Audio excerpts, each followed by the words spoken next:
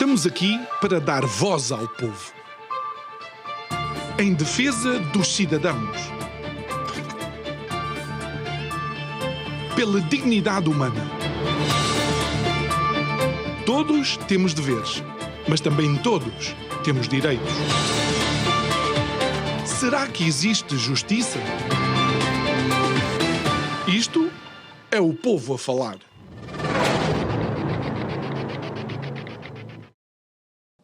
Olá, seja muito bem-vindo ao Isto é o Povo a Falar.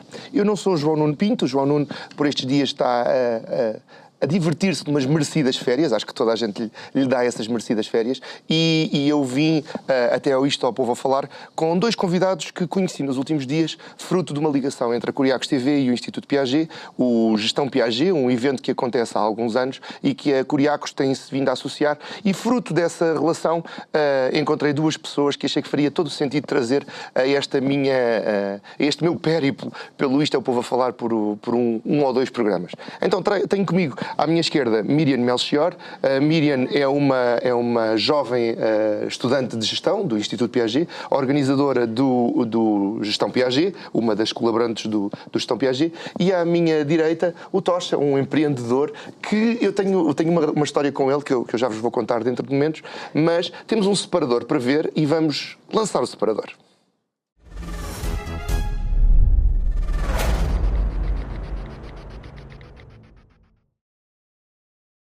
Então o tema hoje vai ser gestão numa perspectiva muito alargada, uma gestão do século XXI, porque foi um dos temas deste evento que foi a Gestão Piaget. A Gestão Piaget que pode ver na página da Curiacos TV no YouTube, estão lá os 2 dias de evento com dezenas, ou perto de dezenas de convidados e oradores que falaram sobre estes temas da gestão numa perspectiva de passado e futuro. Miriam, a primeira pergunta vai para ti, e és a menina na sala, a primeira pergunta vai para ti, e tem muito a ver com isto. Quando o Gestão Piaget nasce com a perspectiva de os alunos criarem um evento que mistura a academia, a universidade, com o mercado real. Oradores como o Tocha ajudaram-vos a perceber a distância que ainda está a academia do mercado real? Um bocado assim bem grande. Se formos a ver, existe o que nós temos nas faculdades, hoje em dia é muito pouco para além do que está no mercado de trabalho hoje em dia. Ou seja, nós temos umas bases muito simples. O que nós temos mais é, até chegarmos lá ao que nós precisamos. Ou seja, até ao mercado de trabalho nós precisamos não só daquelas bases que estão nas faculdades hoje em dia, nós precisamos de começar a entrar aos poucos no mercado de trabalho, ou seja, perceber até que ponto é que nós estamos preparados para não entrares num comboio em movimento, apanhá-lo, ir ganhando velocidade com o comboio, é isso? Exato, é apanhar o comboio e temos que lá chegar de alguma forma, ou seja, como é que nós vamos conseguir? Então a Gestão Piaget foi criado também com o intuito de conseguirmos interligar os estudantes ao mercado de trabalho mais facilmente. E tu, o que é que sentiste quando foste convidado por um conjunto de jovens universitários? Não sei se foi a Miriam que tratou com... Foi. Quando te contactaram e disseram, nós temos um evento que é organizado pelos estudantes do Instituto Piaget e vamos falar sobre gestão. Qual é que foi o impacto? Olha, eu faço vários programas, faço vários conteúdos, não é? E vou a vários eventos, mas dá sempre um prazer especial ir a um evento numa universidade. Porquê? Porque são pessoas que estão realmente a entrar no mercado de trabalho, que vêm muitas vezes com muitos sonhos, com muitas paixões, que aprenderam várias coisas, só que agora é preciso aplicar essas coisas no mundo real. E eu gosto muito de ir a esses lugares e a esses eventos exatamente para falar sobre isso. E no caso do Gestão Piaget era exatamente sobre isso, pessoas de gestão, não é? O que é gerir? É muito bonito gerir quando estás a fazer um teste e responder às perguntas, escolha múltipla, etc. Mas depois quando estás num contexto real a coisa muda completamente. E portanto ir a esses eventos e poder falar sobre esses casos reais e explicar um bocadinho o que é a realidade nas empresas e o que é que vos espera e também criar esse entusiasmo às pessoas, vai dar muito gosto. E por isso aceitei logo, sem nenhuma dúvida. O Mike Tyson, penso que é o Mike Tyson, espero não estar a enganar. O Mike Tyson tem uma frase que diz que o boxe está tudo preparado até levarmos o primeiro soco. Exato. A gestão é um bocadinho assim? É completamente assim. Aliás, tudo nas empresas é um bocado assim, não é? Portanto, nós imaginamos uma coisa, fazemos um plano e depois o plano não funciona como nós estávamos à espera. E, portanto, a gestão tem muito também disto, que é nós conseguimos estarmos prontos para aquilo que é o inesperado e nós conseguimos responder de forma eficiente. E para isso nós temos que estar prontos a ter desafios que não estamos à espera. E muitas vezes nas universidades nós damos coisas muito metódicas, não é? Coisas muito tabeladas. Olha, este vai ser o programa, tu já sabes o que é que vai acontecer no terceiro trimestre. E, epá, na realidade não é bem assim que funciona. E ainda agora, com a inteligência artificial, que era o tema do evento, ainda mais. Que é, ninguém sabe o que é que vai acontecer. E por isso é que é exciting ver o que é que vai acontecer. Sei qual é que foi o primeiro soco. Estava tudo muito organizadinho. Não precisa de entrar em muitos detalhes, mas houve alguns socos durante o evento. Porque, na nossa perspectiva, de quem esteve do lado da transmissão e a co-produzir com vocês, o evento correu muito bem, correu muito sobre rodas. Acho que foi dos mais bem organizados dos últimos anos. Ai, obrigada. E não, é verdade, não é. Mas do vosso lado, houve alguns socos, houve alguns momentos em que pensaram, se calhar podíamos ter preparado isto de outra maneira? Sim, houve ali algumas questões que nós podíamos ter preparado de certa forma melhor. Houve ali alguns impasses assim que tivemos que ir resolvendo ao longo do evento, mas acho que conseguíamos lidar com os pequenos detalhes. Problemas, Miriam, que vocês resolveram, aplicaram alguma metodologia que aprendeste nas salas de aula? Não. Vamos lidando. Eu sou fã da frase: a universidade só nos dá a licença para aprender. Porque na universidade aprende-se a aprender. E num mundo em constante. Voltamos à tal paralelo do autocarro em movimento ou do comboio em movimento. Tu só tens as ferramentas para aprender rapidamente. Porque o que tu aprendeste, regra geral, já está fora de prazo quando o aprendes. E tem concordas? Concordo. E tem um desafio adicional hoje em dia, especialmente, que é. Nós criámos esta ideia que nós aprendemos na universidade e depois vamos para o mercado de trabalho, trabalhamos e depois vamos para a reforma.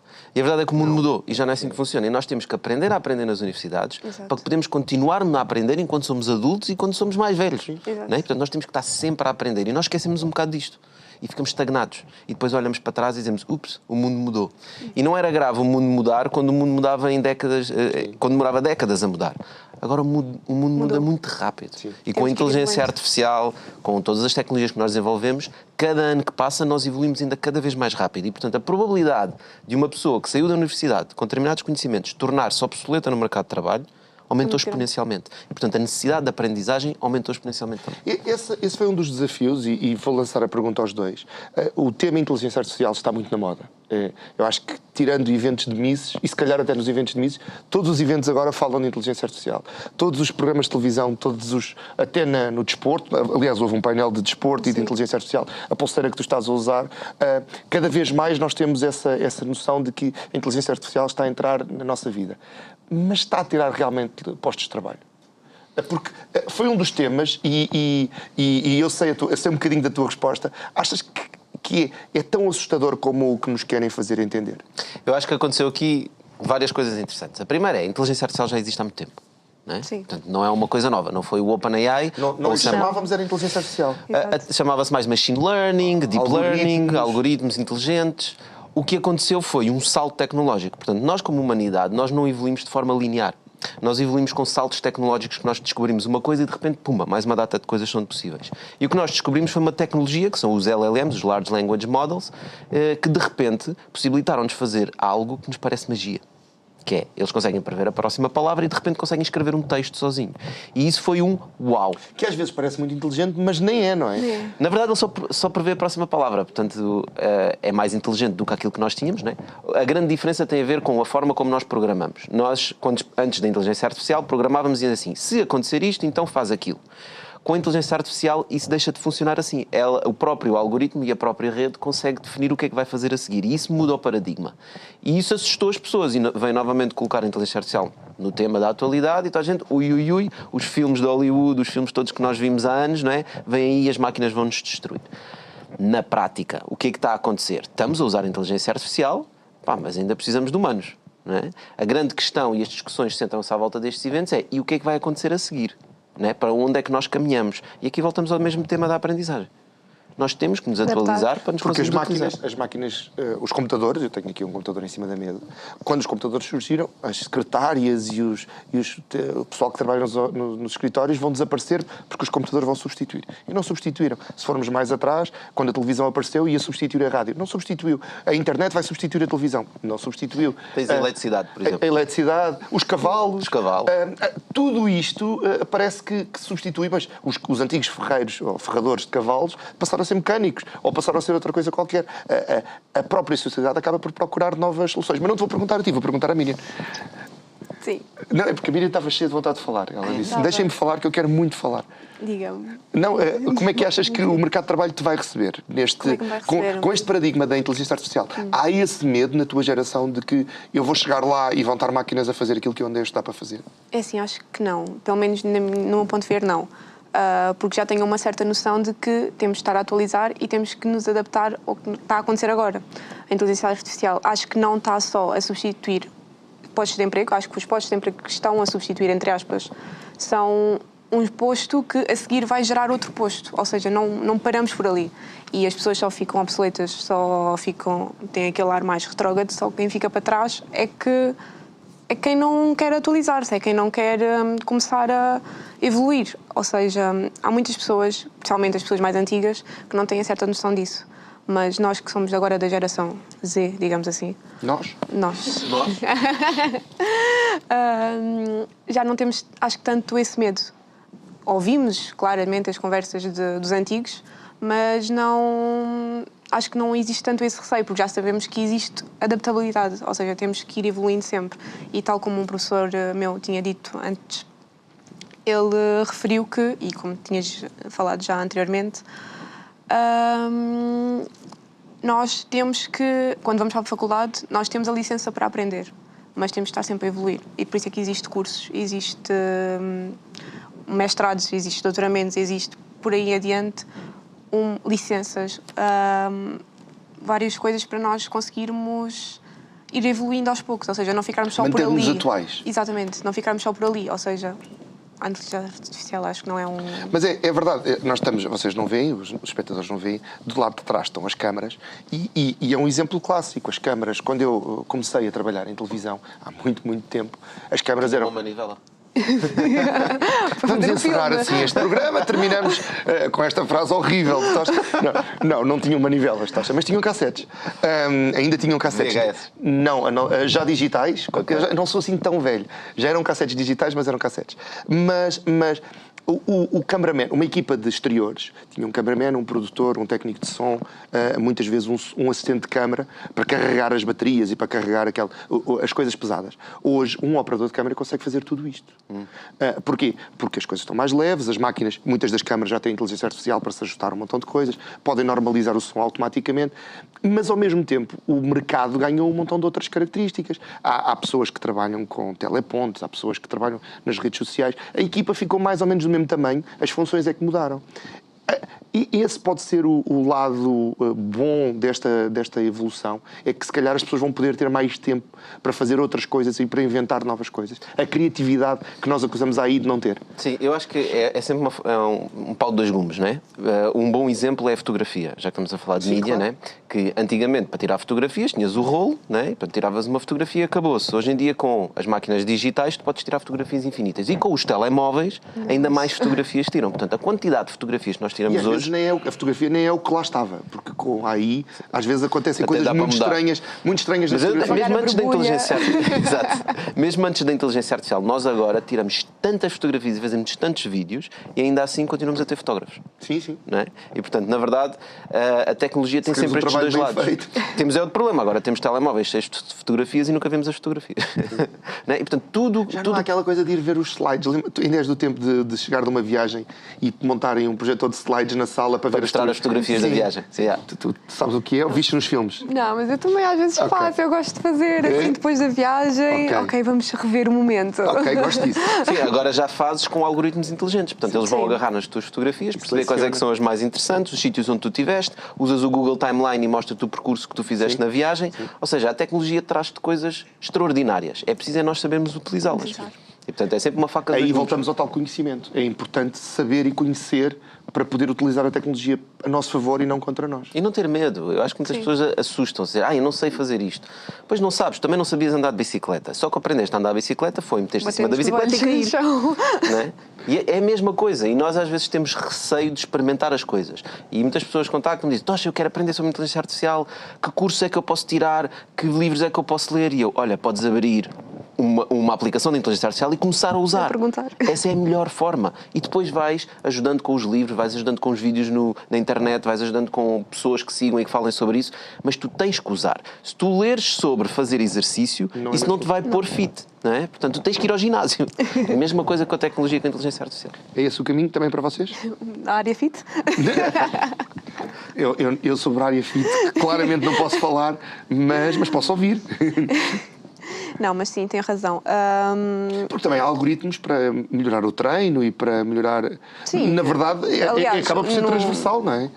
Quando fizemos o painel de desporto ligado à inteligência artificial, foi de forma a que nós também percebêssemos até que ponto as empresas de desporto não vais ao ginásio com a inteligência artificial atrás, não é assim? Ainda. Na verdade, vai preso ao corpo estas pulseiras. Eu uso uma pulseira Sim, dentro mas, da- por exemplo- Eu estou fascinado com as WUP. Porque a apresentação que me fizeram, e se a UP quiser mandar uma para cá, eu aceito. Mas a apresentação que me fizeram é um Apple Watch sem ecrã. Então não faz sentido, porque um relógio que não tem ecrã não faz sentido. Mas depois já voltamos a esse assunto. Continua. Estamos a falar do painel de inteligência artificial e de não levar a inteligência artificial para o É assim, ginásio. não ficas musculado com a inteligência artificial. Usas é para o teu benefício, para te ajudar a chegar lá. Ou seja, a inteligência artificial, mesmo em relação ao desporto, tem um pouco a ver com isso. Ela ajuda-te, mas não faz nada por ti. Sim, é isso. Eu gosto dessa abordagem. Ainda. Medo. Tocha, eu prometi aos espectadores que ia contar. Eu ouvi falar de ti a primeira vez no Web Summit. A Curiacos faz sempre uma grande abordagem ao Web Summit com várias equipas de reportagem e um dos teus associados veio ter connosco e disse: vocês têm que conhecer o Tocha. O Tocha está no final dos pitch. Na altura acho que ainda não estavas na final do pitch, mas estava quase na final do pitch da maratona de pitches. Sim, é uma competição de pitches. Exatamente. E depois, por questões de agenda, acabámos por não nos cruzar e acabámos por só nos conhecer pessoalmente agora no Gestão Piaget.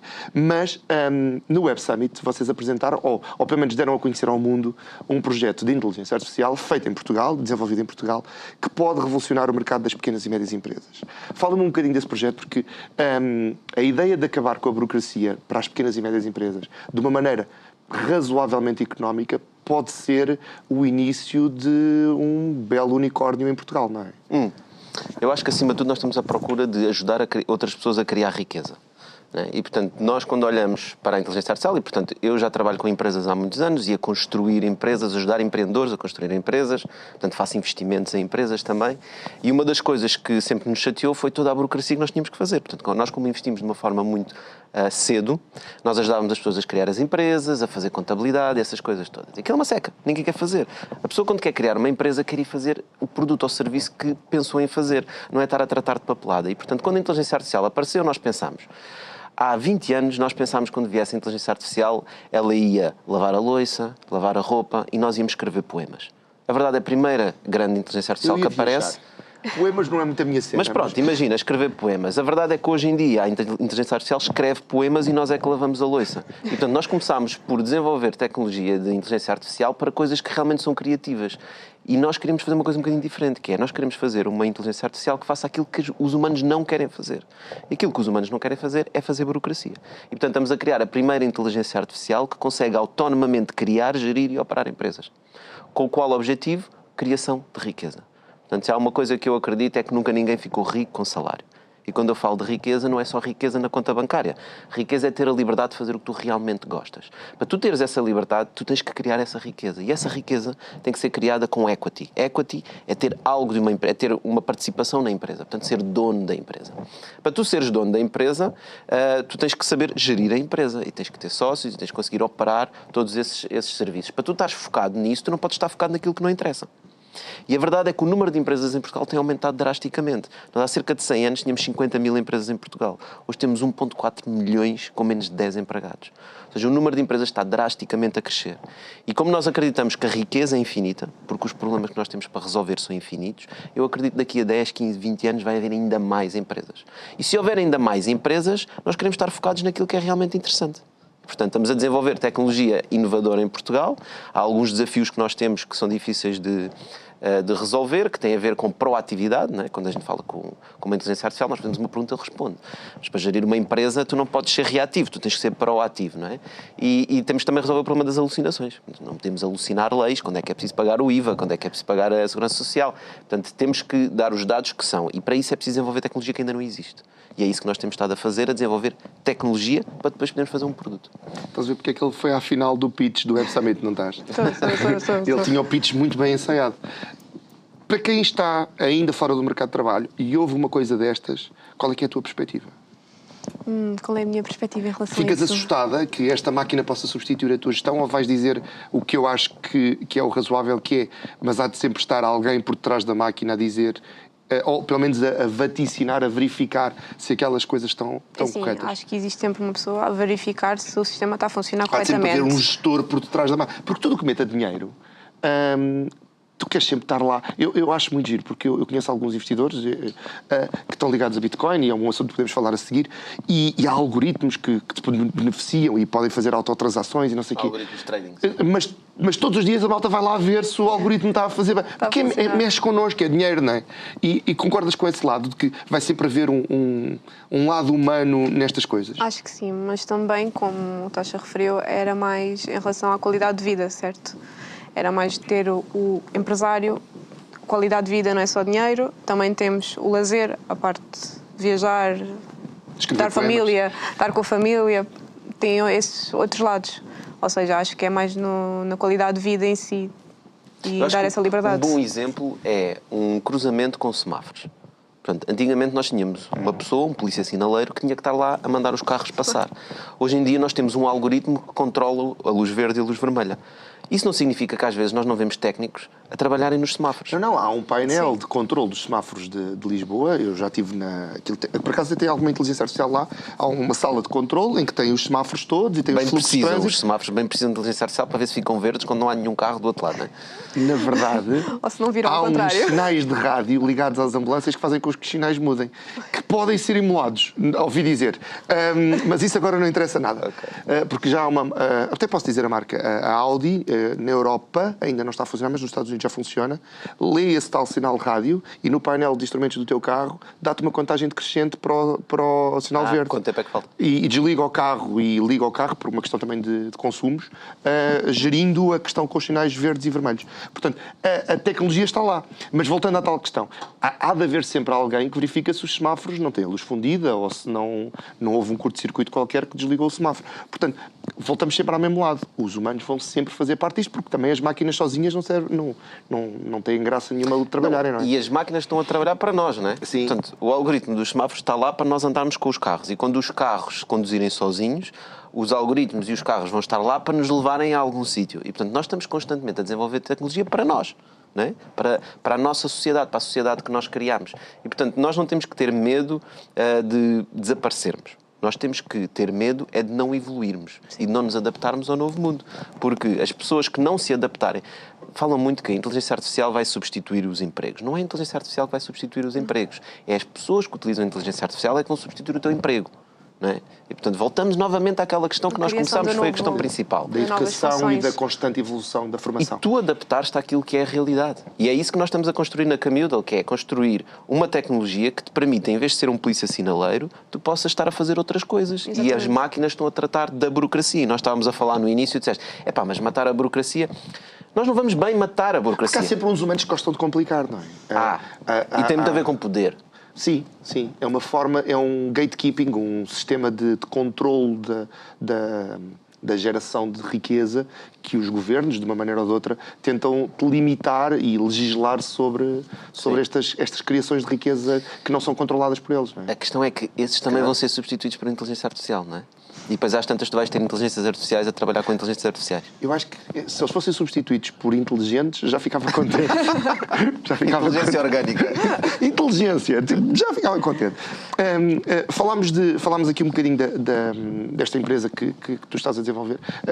Em que ponto é que estamos? Eu sei que havia um processo de programação, que eu sei que já está bastante avançado. O Web Summit também foi uma vantagem competitiva para vocês. Pôs-vos na janela dos interessantes e dos que são apoiados, ou continuam a lutar contra a burocracia? Sim, repara, portanto, o nosso grande primeiro desafio era resolver os problemas técnicos, portanto, tecnológicos, digamos assim, que é mesmo desenvolver tecnologia que não Sandbox existe. já está a funcionar, Certo. já conseguem Portanto, nós já isso. conseguimos trabalhar isso dentro dos nossos servidores, digamos assim. Só para explicar aos consumidores, no processo de criação deste tipo de inteligência, há um tempo em que estão dentro de uma sandbox, um aquário fechado em que não comunica com a realidade. Nos nossos computadores. Exatamente, em que não comunica com a realidade, para testar o mais possível a interação entre a máquina e o mundo real. E depois há um processo que eu acho que é o beta, em que começam a implementar no mundo real e depois é a libertação às empresas e podem adquirir o serviço. Neste momento nós conseguimos passar o obstáculo de resolver aqueles dois problemas que eu falei, que é a proatividade e não a alucinação. Portanto, agora estamos a fazer aquilo que se chama produtização. É quando a máquina inventa coisas que não existem na realidade. É quando não é? ela diz que em vez de pagares o IVA no dia 21, tens de pagar no IVA dia 12. E não é.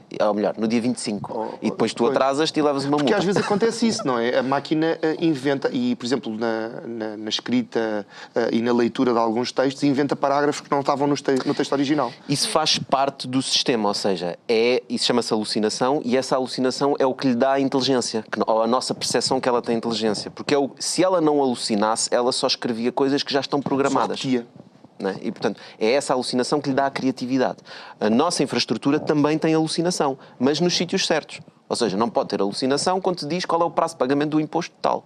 Essa parte não pode ter. Agora, quando está a pensar em soluções para o teu negócio, quando estás com um problema de vendas, aí tem alucinação no sentido em que é criativa. E, portanto, tenta inventar coisas novas. E nós estamos agora a terminar a produtização, portanto, produtização para que possa ser utilizado por um empreendedor, por um gestor de negócios, porque uma coisa é teres uma arquitetura que funciona, está lá nos computadores dos engenheiros, outra coisa é teres um produto que qualquer pessoa possa usar. Interagir. E é nessa fase que nós estamos. Quais são os nossos grandes desafios? O nosso maior desafio tem a ver com recrutamento e talento. E, na verdade, esse foi o nosso grande objetivo no Web Summit. É demonstrarmos o que é que estamos a fazer para nós podermos apaixonar outras pessoas que queiram resolver este problema connosco e que se venham juntar à nossa equipa. E aconteceu? Claro que aconteceu. Tivemos montes de gente interessada, também tivemos muitos clientes interessados, porque ainda não estamos prontos, mas acima de tudo é encontrar estas pessoas com talento que tenham conhecimento na área de inteligência artificial, mas não só. Temos outras áreas que nós precisamos de talento, seja na área de criação de conteúdo, né? De redes sociais, criação de conteúdo de marketing, promoção, seja na área de negócios, desenvolvimento de negócios, vendas. Portanto, todas as áreas nós precisamos de talento porque a ambição que nós temos para o que nós queremos desenvolver é muito alta. E nós, quando conseguirmos fazer este produto e quando conseguimos disponibilizar isto às PMEs em Portugal, eu acredito que a economia vai crescer. E com a economia a crescer, toda a gente vai ganhar mais. E daí a nossa missão ser a criação de riqueza. Porque a partir do momento em que uma empresa fatura mais, pode pagar melhores salários. As pessoas pagam melhores salários, podem comprar produtos mais caros. Os produtos estão mais caros, as empresas vendem mais, pagam mais salários. E é por isso que a criação de riqueza é infinita. Nós não jogamos um jogo em que, para eu ganhar, tu tens que perder. Nós podemos jogar um jogo em que eu ganho e tu também ganhas. E é nisso que nós acreditamos e é essa tecnologia que queremos desenvolver. Nem só de AI se fala nos cursos de gestão e não quero monopolizar esta conversa sobre inteligência artificial. E tendo aqui o Tocha está muito ligado também à economia digital, aos NFTs, aos bitcoins. É um assunto que já chegou à academia ou só vão ouvir falar quando chegarem aos escritórios? Porque há muita coisa a acontecer e imagino que vocês sejam inundados, até por causa das redes sociais. Nas faculdades, e no caso na tua faculdade, já existe essa integração com o que está a acontecer e com esta nova vertente da economia que é a economia digital, os bitcoins, os NFTs e por aí fora? Existe já essa informação, ou seja, os professores já andam a divulgar essa informação, mas não é uma área que está já no programa curricular que nós vamos aprender.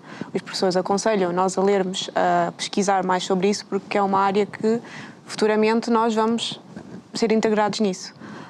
Não está no programa curricular todo, mas eles já aconselham que nós pesquisemos a tal, portanto, é o tal evolução, a aquela tal formação contínua que nós estamos Miriam, a mas ter. está fora do programa curricular, ou seja, Está do fora. programa... Não está incluído. Não está no incluído. programa Mas da vida devia- pessoal dos estudantes, não é? Porque as pessoas, se calhar, vão estudar do dia, mas eu conheço muitos estudantes que à noite Sim. vão trabalhar para a blockchain e para o cripto. Exatamente. e comprar Mas não está. coins e NFTs e coisas assim. Mas Que devia, eu não tenha devia? conhecimento não está. Na universidade, não. Exatamente. É. Vou repetir, mas devia. Devia. Eu acho que devia, pelo menos, para termos algum devia. conhecimento. O problema é que é muito difícil, não é? Porque a universidade, a lógica da universidade baseia-se em programas curriculares. E, portanto, a partir do momento em que o professor tem que dar uma matéria, ele não pode simplesmente enfiar lá outras coisas, até Exatamente. porque cada vez temos mais Ele matéria fala para de dar. economia, e tu falas de economia, o processo da Bitcoin é basicamente o mesmo do ouro. As ferramentas que se usam é que são diferentes, mas é uma lei da procura e da oferta, o mercado estimula, o preço sobe quando há muita procura, desce quando há pouca procura, se houver crises mundiais afeta. Não é só transplantar um conhecimento para o outro, porque, e uma vez mais uma frase feita, não há nada de novo, é só uma repetição do que já existia. Tudo se transforma, não é? Talvez, eu acho que se calhar isso depende dos professores. Eu também já saí da universidade há um tempinho, mas a ideia que eu tenho é que o professor dá este ano o que deu o ano passado. Tem os slides do ano passado, tem a lenga-lenga do ano passado e, portanto, no ano a seguir vai dar o mesmo que deu no ano passado e no ano a seguir a mesma coisa. E quando pelo meio aparece uma Bitcoin, isso implica mudar slides, implica mudar uma data de coisas. Que grande chatice. Programas, o maior problema não é os slides, é o programa curricular, não é? Que eles têm que fazer aqueles testes, têm que verificar aqueles Tem que fazer conhecimentos aquele plano todo e não se consegue depois não dá atualizar. para encaixar, basicamente. Yeah, mas este ponto que tu estás a dizer é excelente, porque, por exemplo, a Bitcoin e a economia da Bitcoin, portanto, no mundo Web3, na blockchain, é um exemplo excelente para discutir as ideias de Adam Smith, as ideias todas da base da economia e que construíram a economia moderna sobre porquê a inflação, não é? Uma das coisas que a Bitcoin olha é como é que nós olhamos para a inflação. E, portanto, todas essas questões da oferta e procura, etc., na Bitcoin é um mundo completamente diferente. É um excelente exemplo. E é um futuro, nesta área da gestão e da finança. Eu tive o gosto de ter estado, penso que há 2 anos, numa grande conferência em Hong Kong sobre o Web3. E, por exemplo, o blockchain, que toda a gente acha que tem a ver com Bitcoin, mas que é muito mais do que Bitcoin. Havia um modelo de negócio que estava a ser implementado que era sobre o Titanic. E eu adorei aquele exemplo porque eles estão a desenvolver, que é o Titanic, é um destroço que está no fundo do mar, e cada vez que se traz uma coisa para a superfície, há uma cadeia de divisão de lucros. Porque há o dono do Titanic, há a empresa que pagou o seguro ao dono do Titanic, há os sobreviventes do Titanic, há o tipo que mergulhou e trouxe aquilo para fora, há vários governos, porque os governos a nível diplomático têm interesses sobre o Titanic, e aquela peça, vamos imaginar que é uma caneca, a caneca foi tirada do Titanic e vai para uma exposição. E vai ser repetida em merchandising, ou em t-shirts, ou o que for, e aquele lucro que é gerado tem que ser pago a um montão de gente, de maneiras diferentes e em porcentagens diferentes. E, no caso, há uma empresa em Hong Kong que tem esse negócio que é uma blockchain em que atribui valor e a divisão do valor dos ativos daquele património, que é uma coisa super complexa a nível de contratos e de royalties e por aí fora. Mas que é uma ferramenta que se fosse feita em Excel, não havia máquina que aguentasse estar a processar aquilo, e em blockchain é automático. Este tipo de exemplos, e estou a falar de uma coisa que me surpreendeu a mim, este tipo de exemplos mostra-me que a gestão com a tecnologia certa pode ser muito mais eficaz. Sim. E deveria ser ensinada nas academias. Eu sei que tu não tens culpa nenhuma disso, mas não há ferramenta. Eu sei que, por exemplo, o Tocha faz alguma formação online, dá de vez em quando aqui umas formações a jovens. Esse lado tem que ser complementado fora da academia? Tem. Não poderia ser dado na academia? Não poderiam contratar um Tocha para ir dar lá uns seminários de vez em quando? Não, qual é o meu incentivo de ir lá? Pagam-te? Exato. Só Eu- assim. Em cripto? Não estou a brincar. Eu ganho mais a construir valor em empresas do que poderiam pagar na universidade. E esse é um dos problemas que nós temos na nossa sociedade, que é o trabalho do professor é provavelmente o trabalho mais importante que nós temos na nossa sociedade. Porque o professor está a formar os humanos do futuro. Mas os professores, e aqui não Mas estou os a pôr... professores recebem mal. recebem mal, mas também repetem os mesmos slides ano após ano, como tu próprio falaste há calhar pouco. porque recebem Se mal. calhar, se fossem professores de excelência, não seriam ressarcidos de uma maneira diferente? Não sei, o melhor professor do mundo, de certeza que não ganha mais do que muitas outras profissões. E esse é um problema de incentivos. Ou seja, a forma como nós alinhamos os incentivos, nós não conseguimos remunerar o valor que um professor traz ao formar 20 alunos que saem licenciados e que depois disso vão criar 3 unicórnios. Né? Ele foi responsável por formar aquelas pessoas que depois foram criar um valor imenso na nossa sociedade. Mas nós não conseguimos captar esse valor. E é aí que entra a tecnologia que tu estavas a falar, que é uma possibilidade dessa tecnologia entrar, que é os smart contracts, que estavas a falar, um smart contract em cima de uma blockchain, que o que permite é dizer assim, olha, eu, por exemplo, isto é uma ideia, Mas quando tu fores milionário, pinga. nem que seja 0,1%. Por mim, tudo bem. Se tu recebesses 0,1% do que o Zuckerberg criou, né? Estávamos aqui a ter esta conversa, mas num estúdio muito maior. Num iate. No meio do Atlântico. Exato. E, portanto, esse é o problema, esse é o desafio. Tem a ver com o alinhamento de incentivos. E também é uma coisa que nós estamos a trabalhar na Camildel, que é como é que nós podemos ajudar os gestores nas suas empresas a alinhar os incentivos entre toda a gente. A educação é um grande desafio, eu acho que há soluções, vamos demorar um bocadinho a chegar lá, mas é possível. Esse aspiracional dos Zuckerbergs e dos Musks e esse lado de houve alguém que conseguiu chegar lá é um ponto fundamental de um aluno de gestão. Porque, por exemplo, vocês escolheram este ano e escolheram oradores bastante jovens e quase todos casos de sucesso já no ativo. A geração que esteve este ano era particularmente jovem, com muitos casos de sucesso ligados à tecnologia, ligados a investimento, ligados a comércio. Esse lado também faz parte do que é o gestão Piaget, de mostrar aos jovens que não tens que esperar 50 anos para teres uma vida boa. Há pessoas que são um pouco mais velhas que nós e que já lá estão. Acho que sim. É assim, o Gestão Piaget foi criado mesmo para conseguir interligar os estudantes, portanto, quem está a terminar aquela fase, entrar para o mundo do trabalho e conseguirem comunicar-se entre si e ao comunicarem, eles já têm uma perspectiva de se aquele foi capaz, eu também serei capaz, não é assim? Ele deu-me um exemplo. Ele foi o exemplo que eu gostei mais ali naquele sentido. Falou, aquela pessoa captou a minha atenção.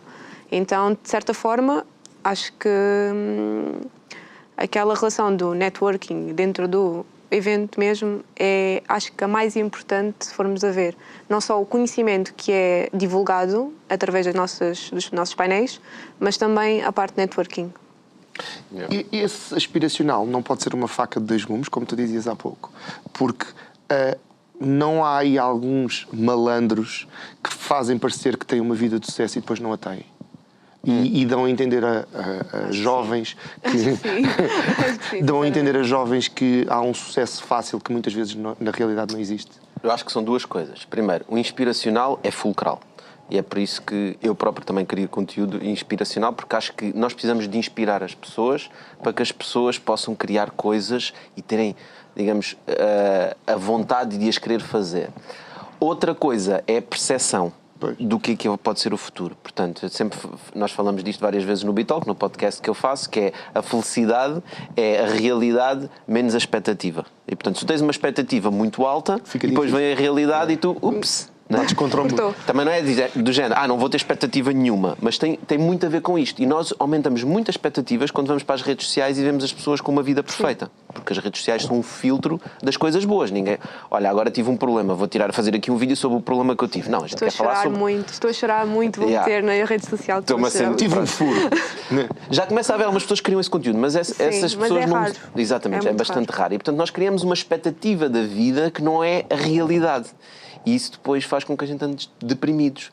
E quando estamos deprimidos, precisamos de ouvir conteúdo que nos inspire. Exatamente. E é por isso que estes eventos são muito importantes. É criar este conteúdo que inspira as pessoas para elas verem, sim, é possível, para também verem pessoas em conversas mais normais. Por exemplo, estas conversas que nós temos a ter aqui, que temos tempo, estamos aqui 50 minutos a falar, a ir mais a fundo sobre os temas, são essenciais versus os 2-3 minutos que a gente vê no TikTok ou no Instagram, não é? E esse não pode ser um problema para os próximos? A falta de foco, não conseguirem prestar atenção a conversas mais sérias, a fuga para eu vou ser youtuber... e eu sei porque nós já tivemos esta conversa, não é fácil, e tu tens uma plataforma já de alguma dimensão nas Bitalks, mas aquilo não é a fonte do teu rendimento. O teu core business não é aquele. Apesar de se calhar ser aquele o mais conhecido, não é dali que vem o teu foco, ou a tua remuneração base. Rendimento, o teu rendimento base. Não existe esse lado de... se calhar a próxima geração tem que ser avisada de que 2, 3 minutos não mudam a vida de ninguém, a não ser que tu vás estudar. Voltamos ao princípio. A não ser que tu vás estudar e que tenhas uma formação para cresceres e para seres mais diferenciado do que te rodeia. Acho que isso é um tema muito interessante. Ninguém sabe a resposta. O que eu vejo é que a nossa sociedade está a ficar cada vez mais rápida. Não é? Nós hoje em dia conseguimos fazer tudo muito mais depressa. A vida é mais rápida. Isto tem a ver com a tecnologia. Quando nós desenvolvemos tecnologia, é mais fácil ter acesso a um produto ou um serviço. Isto faz com que a minha vida também seja mais rápida. O conteúdo também é mais rápido. Eu quero acreditar que isso é bom e que nós vamos ter que nos habituar a trabalhar aí. Portanto, quando tu falas que a nova geração é muito rápida e está sempre... Eu não sei se... Faz parte. Não sei, a minha preocupação não é com a velocidade, é com a atenção. Mas vou perguntar à Miriam. Achas que pode ser um problema quando te habituas a reels de 50 segundos ou no máximo 2 minutos prestares atenção a uma aula completa de 45 ou de 2 horas? Sim, um bocadinho. Existe já aquela questão dos Os professores também não têm aquele ritmo dos youtubers. Não... Exato. Porque se fosse 50 minutos é youtuber, mas não é 50 minutos é youtuber. E existem aquelas aulas de 3 horas e a matéria muitas das vezes não acaba. Em que chegas 2 horas e meia atrasado, não é? Porque só a última meia hora é que conta. Mas... existe aquela matéria intensa e muitas vezes chamada aborrecida, portanto, é porque não cativa o aluno. E muitas das vezes os alunos estão sentados na mesa, estão a olhar para o professor e estão... No telemóvel. E não estão a tomar notas. Não estão a tomar notas. Porque existe aquela... não sei se diga vício, aquele vício já decorrente dos Reels. Ok, passou, mais um. E se for preciso, estão ali e nem sequer estão a tomar atenção àquilo, só estão... Scroll infinito. Exato. Mas em relação às aulas, por exemplo, em 3 horas, podiam ser mais dinâmicas. Podiam ter mais aquele dinamismo de... Se calhar podiam até nem ser 3 horas, não é? A última análise, se calhar se dividir em 3 módulos de 45 minutos... Mas eu acho que o que tu disseste, Miriam, é o importante é... tu disseste isto de outra forma, mas o que estás a dizer é que as aulas são uma seca. Não é? E, portanto, nós gravamos conteúdos no Bitalk que duram 1 hora, às vezes até 2 horas. E nós temos mais de 50 mil pessoas só no YouTube a ver-nos. E, portanto, as pessoas têm interesse por programas de longo formato. Aliás, as pessoas que me estão a ver agora estão a ver um programa de longo formato. É porque tu tens essas métricas. Temos pessoas muito jovens a aguentar as 2 horas. Sim. Okay. Eu acho que depende muito também do interesse. Há muitos jovens que vão para a faculdade porque os pais obrigam. Sim. Há muitos e que vão jovens para o curso que não querem, não é? Que vão para o curso que não querem. Há muitos jovens que, por infinitos motivos, estão ali. E não estão a fazer aquilo que gostam se for preciso. Não estão a ter aquele módulo que estão a gostar. Por exemplo, na fase de gestão, por exemplo, num curso de gestão, existe vários módulos. E existe sempre um que cativa mais que o outro. No caso de o BitTalk, por exemplo, no caso de um vídeo desses de mais horas, depende do conteúdo. Vou ver até ao fim porque este conteúdo sim interessa-me. Agora, em relação aos Reels, por exemplo, que é um tempo infinito, há pessoas que não têm a noção, mas estão ali a gastar só o tempo a passar. Sabes o que é que nós fazemos? O que nós fazemos é, nós criamos Reels, e eu também crio Reels nas redes sociais. Portanto, quem quiser seguir pode ver o tipo de Reels que eu faço. O que eu tento fazer é criar sim esse conteúdo rápido, porque eu sei que as pessoas estão no scroll infinito. Exato. Mas dar um bocadinho de valor ali no momento e dizer assim: anda a aprender mais, anda a aprender mais, anda a ouvir um BitTalk, anda a ouvir um vídeo mais longo meu. E, portanto, se tu olhares para o meu algoritmo no meu TikTok, há de ser diferente do algoritmo dos teus colegas. Tu vais fazer scroll no meu algoritmo e vais dizer: uau, isto, uau, isto, uau, isto. Eu não tenho gajos a cair não e a tirar. Não há dancinhas no teu... Não há dancinhas. Aliás, é uma das razões porque eu não deixo os meus filhos usarem as minhas redes sociais. Okay? Porquê? Porque eles estragam o algoritmo. Okay? Vão meter aqueles likes nas dancinhas e começa... Sim, e muitas vezes nós temos a ideia e dizemos assim: epá, isto aqui é só tretas, é só vídeos da treta. Não, o que tu vês é que é da treta, e é por isso que o teu algoritmo te mostra essas coisas. Mesmo as pessoas que tu segues, esse algoritmo também identifica-se. Tu segues X pessoa com X metas dancinhas, mesmo que tu conheças, às vezes aparece Mínimo, eu até acho que as dancinhas nem é o pior. Nem é o pior, Nós temos não, a conteúdo verdade é muito isso. pior.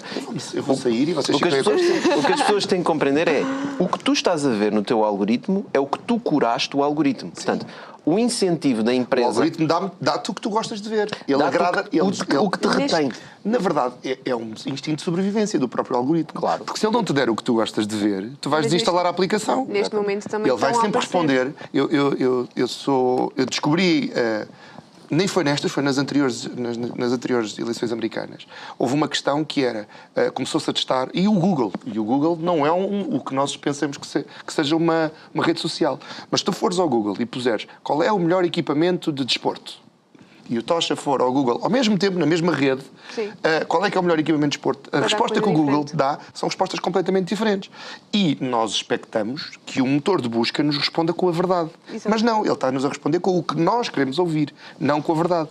E funciona com marcas de guitarras, funciona com marcas de carros, funciona com o que tu quiseres.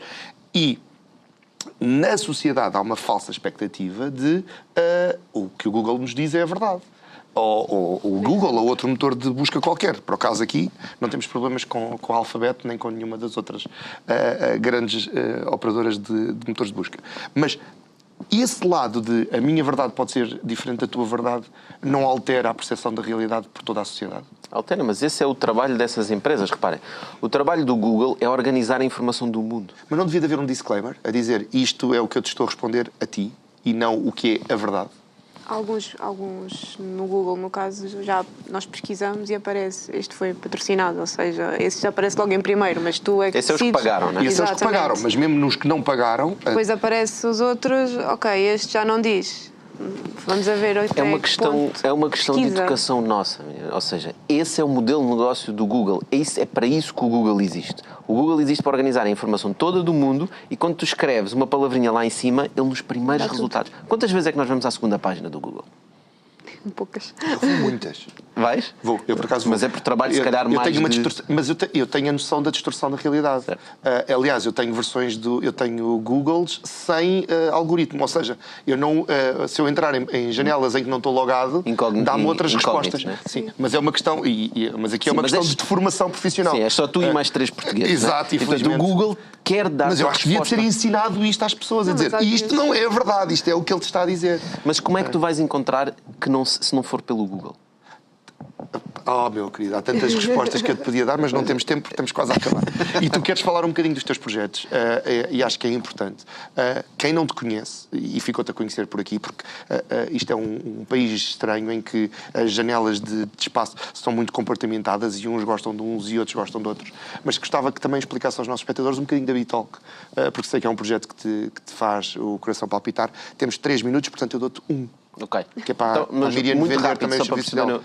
Basicamente o que eu faço é ajudar humanos a construir e a financiar empresas. Portanto, como eu disse, eu acredito que São mais de 60 empresas que sim, tu já fizeste parte. O Grupo Olicipay são mais de 60 empresas, nós já fiz parte de muitas mais, algumas já falharam, outras já foram vendidas. Portanto, nós trabalhamos como um grupo empresarial onde temos vários empreendedores e temos uma comunidade de empreendedores que são pessoas que estão a construir os seus negócios, as suas visões para o mundo e nós ajudamos-los, seja com financiamento, seja com estratégia, seja com acompanhá-los e ajudá-los. O Bitalk nasce um bocadinho dessa comunidade, portanto, nós partilharmos um bocadinho mais daquilo que são as nossas ideias, daquilo que está a acontecer em Portugal na tecnologia e no empreendedorismo e também para atrair novos empreendedores e pessoas que queiram trabalhar connosco. Como disse, o meu maior problema não é falta de ideias, é falta de talento. Portanto, temos muitas pessoas que preferem ficar a fazer scroll do que realmente pôr as mãos na massa. E eu sei que isto parece clichê, mas é mesmo verdade. O meu maior problema é encontrar pessoas com o drive, que tenham a responsabilidade, que tenham a capacidade de olhar para um obstáculo e ultrapassá-lo e queiram criar coisas a longo prazo. E quem quiser entrar em contato contigo, mandar um currículo, dizer eu gostava de fazer parte deste universo. É super fácil, pá. Eu estou em todas as redes sociais, uso o handle da Real Tocha, portanto o Real Tocha, em inglês. Exato. O objetivo, Tocha com CH, o objetivo é criar também uma marca que as pessoas facilmente encontrem em todas as redes. Portanto, estou em todas as redes com esse handle. Também queremos muito conteúdo no Bitalk e, portanto, quem quiser, eu respondo a toda a gente. Portanto, podem me mandar mensagem à vontade. Miriam, o Gestão Piaget 2025 terminou, o 2026 provavelmente já está na calha. Quem não conhece o projeto e quer ajudar os alunos do próximo ano, porque o projeto extingue-se ano a ano e há uma nova comissão que organiza o 2026, como é que pode ajudar e o que é que vocês precisam? O que é que nós precisamos? Parceiros. Parceiros, exatamente. Não só parceiros, mas pessoas interessadas que nos queiram mesmo ajudar e não só a divulgar tudo, porque nós ajudamos as empresas também a serem divulgadas. Nós não queremos só o nosso agrado, nós também queremos agradar os outros. Ou seja, é mesmo um conjunto de uma divulgação... Uma parceria, no fundo, uma sinergia. Sim. Ok. Alinhamento de incentivos. É isso. Bem, eu tenho que despedir-me dos nossos espectadores, dizer que este programa é transmitido diariamente na Curiacos TV, também passa na Vida FM via rádio, pode ver, rever no YouTube, assim como o Gestão Piaget, que está no YouTube da Curiacos TV, não no YouTube do Povo a Falar. Estamos disponíveis em todas as redes para que possa comentar, criticar ou até dizer ao João que ele qualquer coisa. O João volta em breve, prometo. Eu só venho aqui por uns breves instantes. O João volta em breve e mais forte que nunca, provavelmente. Despeço-me com simpatia, dizendo-lhe que continua a acompanhar a programação da Curiacos TV e até amanhã.